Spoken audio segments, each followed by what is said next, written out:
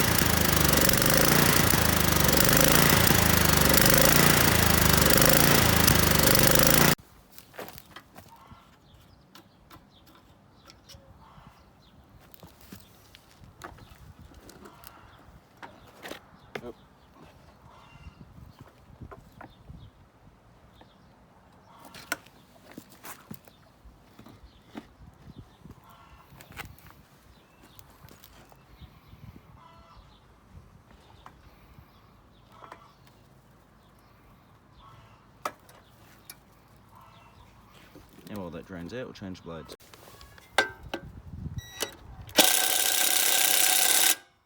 Give it more.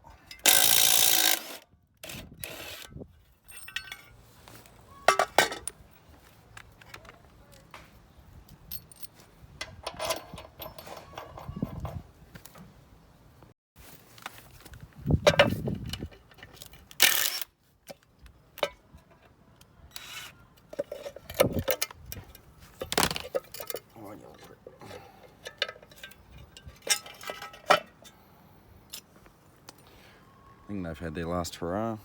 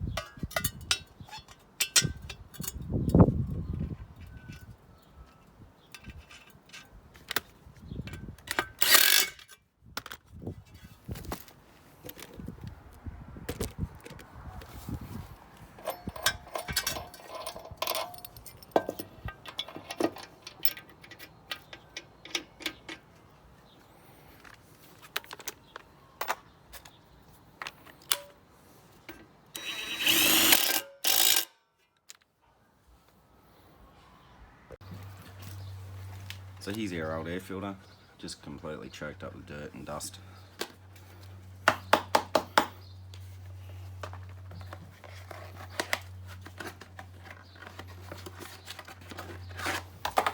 Here's our replacement, same as Briggs & Stratton Quantum one.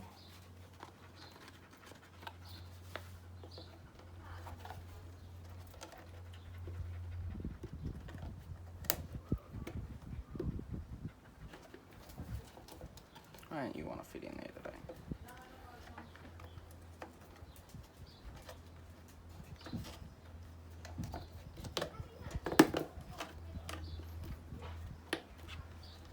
There we go.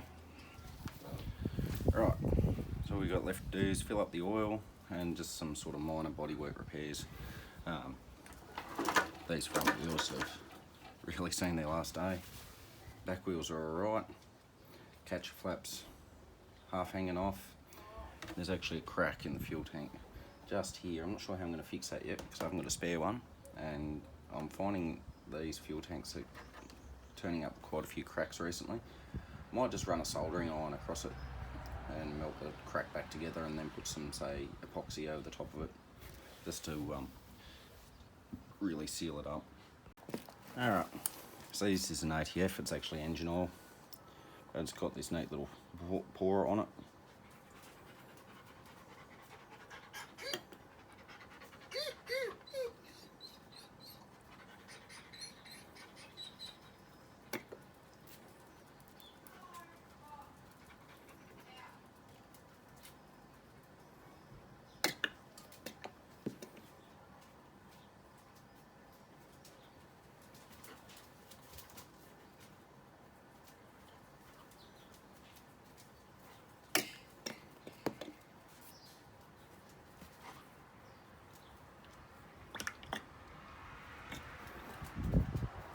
That was about 600 mils or 550, so we'll check the oil level now.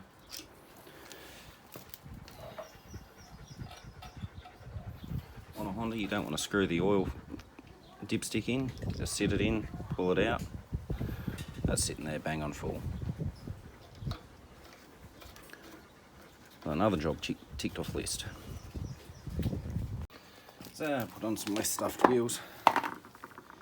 That back one over there is alright.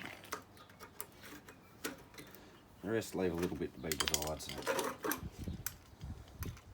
bearings are literally just falling apart. Normally I'd grease the axles, but mower I pulled them off. Has grease going everywhere, so it's more than enough.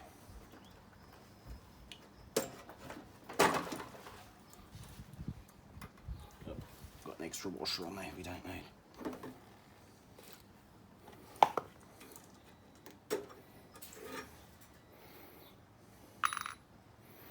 Might just need to clean the rust off. Oh no, there we go. Inner bearing.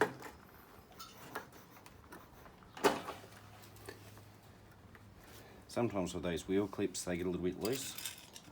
I just like to sit them on the side, tap them a couple of times, close them up.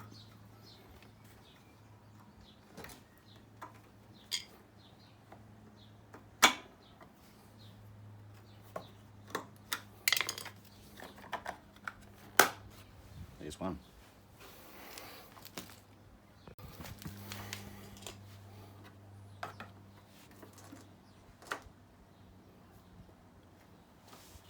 Oh, there's just, and I pushed it in. Right.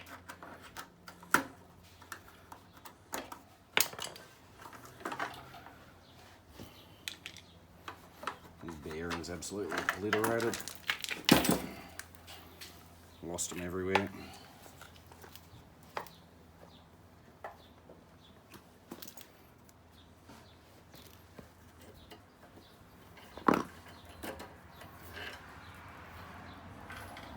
I might have to clean this axle up a little bit. So there we go.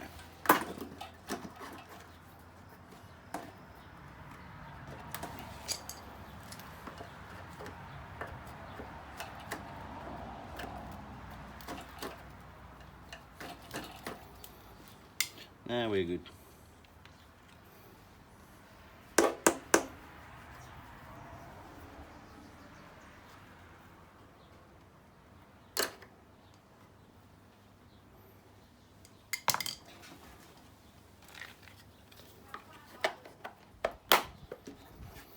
Alright, one more to go. The worst of them all. I might change that fourth back wheel because now the other three have pretty decent tread on them. Nope, and we broke our circlip there. I'll go and get another one.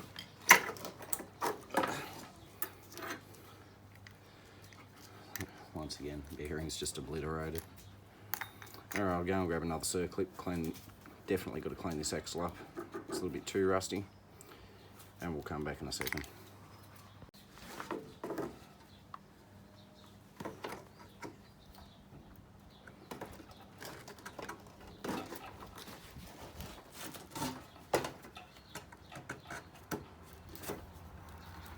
Beautiful.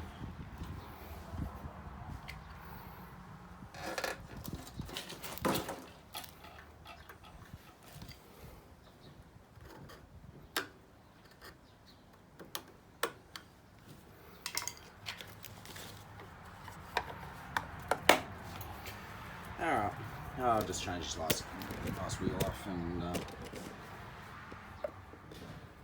call that part of the job done.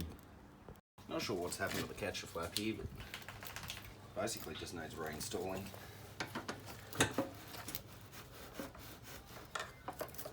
Even the spring's in the right position. So.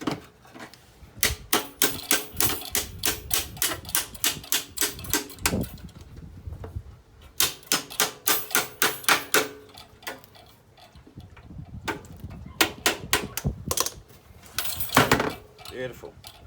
I think the lady's been using that just to hold the flap open so they don't use a catcher. So I'll leave that on there. If I was going to sell it, I'd take that off. So I can't really encourage the use of tying that wide open like that and mowing lawns with it. Just in case a rock flies out and hits you. I don't want to be responsible for it.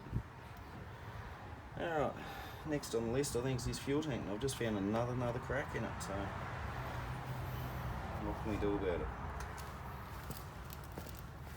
So the original crack I found runs down here, but I've just found another one right here. It's obvious fuel's been coming out of it. There's sort of a stain mark there.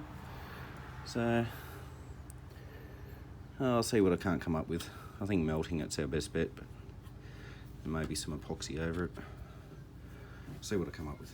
I've just come along with a soldering iron and sort of melted the two bits of the crack together, over here and over here. Now I'll try and take some epoxy and just sort of wallow it into this little trench that I've put in.